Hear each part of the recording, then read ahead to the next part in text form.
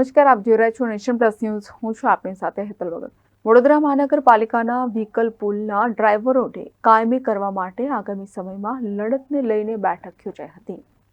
વડોદરા મહાનગરપાલિકાના વ્હીકલ પુલના ડ્રાઈવરો વર્ષોથી ફરજ બજાવે છે. ડ્રાઈવરો દ્વારા અનેક વખત રજૂઆતો, હડતાળો, આંદોલનો સહિતની લડતો આપવા છતાં કોઈ ઉકેલ આવ્યો નથી. સફાઈ કામદારોને કાયમીના ઓર્ડરો આવી ગયા છે, જેને લઈને પાલિકાના વિવિધ વિભાગના કર્મચારીઓને આશા જાગે છે. વિવિધ શાખાના કોન્ટ્રાક્ટના કર્મચારીઓ જુદા જુદા દિવસે SC/ST કર્મચારી સંઘના નેજા હેઠળ મોરચા સ્વરૂપે મ્યુનિસિપલ કમિશનરને આવેદનપત્ર આપી રજૂઆત કરે છે, ત્યારે ડ્રાઈવરોને પાલિકામાં સમાવવા રજૂઆત કરશે. વ્હીકલ પુલના ડ્રાઈવરોએ આવનારા દિવસોમાં કેવી રીતે લડત લડવી તેની રણનીતિ ઘડવા મીટિંગ ભરાઈ હતી. વડોદરા મહાનગરપાલિકામાં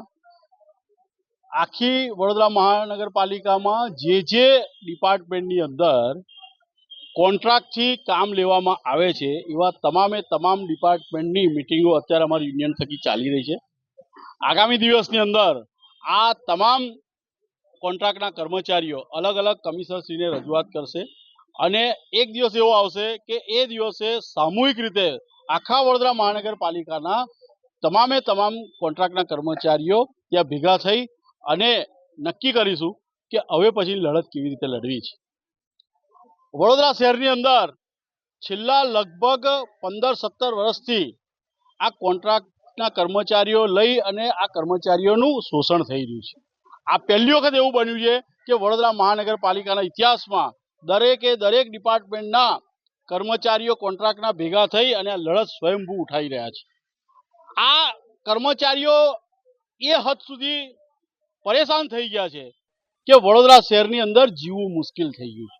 આજે 8-10 હજાર રૂપિયાના પગારની અંદર 12-15 વર્ષથી નોકરી કરવી, કેવી રીતે પોતાનું કુટુંબનું ગુજરાન ચલાવવું, એ તમે ખાલી વિચારો તો તમને કંપારી છૂટી જાય. એવી પરિસ્થિતિની અંદર આજે આ કર્મચારીઓ જીવી રહ્યા છે અને એના જ ભાગરૂપે આજે વ્હીકલ પુલની અંદર જે કોન્ટ્રાક્ટના કર્મચારીઓ છે, ડ્રાઈવરો અને અન્ય કર્મચારીઓ છે, એ લોકોની મિટિંગ લેવા માટે અમે આવ્યા હતા અને નક્કી થયા પ્રમાણે શુક્રવારે એમનું આવેદનપત્ર કમિશનરશ્રીને આપીશું અને આગળની લડત તબક્કાવાર અમે જે આખો પ્લાન બનાવ્યો છે એ પ્રમાણે લડત આગળ ચાલતી રહેશે. અમારી માંગણી એક જ છે કે આ કર્મચારીઓને તમારું જે મહેકમ છે, જે વર્ષો જૂનું મહેકમ છે, આખું મહેકમ ખાલી છે, તો આ કર્મચારીઓને એ લોકોની અંદર કાયમીમાં એને કન્વર્ટ કરો. મેં હમણાં જે માહિતી લીધી તો લગભગ 30 કે 35 કાયમી કર્મચારીઓ હવે રિટાયર થવાના બાકી રહ્યા છે. બાકી આખું મહેકમ ખાલી થઈ ગયું. તો ભરવા માટે કોણ રોકે તમને? કે કોન્ટ્રાક્ટરોના ખિસ્સા ભરવા માટે આ કામ કરી રહ્યા છે? વડોદરા શહેરને સ્માર્ટ સિટી બનાવવું હોય, વડોદરા શહેરને સ્વચ્છતા સર્વેક્ષણમાં આગળ લઈ જવું હોય તો પહેલે આ પાયાની જે જગ્યાઓ છે એ ભરવી પડે. એ રજૂઆત કરવા માટે અમે કમિશનરશ્રીને જવાના. Bureau report, Nation Plus News, Vadodara.